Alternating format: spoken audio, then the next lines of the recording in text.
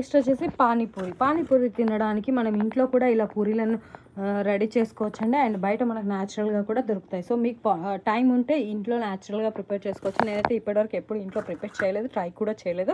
If in case నాకు possible అవుతే నేను ట్రై చేసి మీకు వీడియో పోస్ట్ చేస్తాను. చాలా సింపుల్ అండ్ ఈజీ ప్రాసెస్ అని చాలామంది అంటుంటారు. బట్ నాకు అంత ఓపిక లేక నేను ఇవి పూరీస్ని అయితే బయట న్యాచురల్గానే తీసుకొచ్చుకుంటాను అనమాట.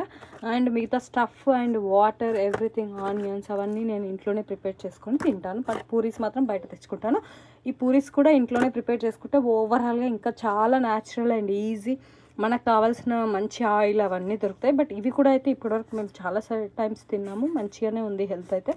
సో అందుకని చెప్పేసి నేను ఇవి కొంచెం టైం టేకింగ్ ప్రాసెస్ ఏమో అని చెప్పేసి నేను బయట తెప్పించుకుంటాను. ఇది ఫ్రెండ్స్ పానీపూరి. మరి మీలో ఎంతమందికి పానీపూరీలు ఇష్టం, గోల్గప్ప? సో నాకైతే చాలా ఇష్టం. ఈ వీడియో నచ్చిందా? నచ్చితే ప్లీజ్ లైక్ చేయండి, షేర్ చేయండి, మన ఛానల్ని సబ్స్క్రైబ్ చేసుకొని పక్కనే ఉన్న బెల్ ఐకాన్ని కూడా క్లిక్ చేసేయండి.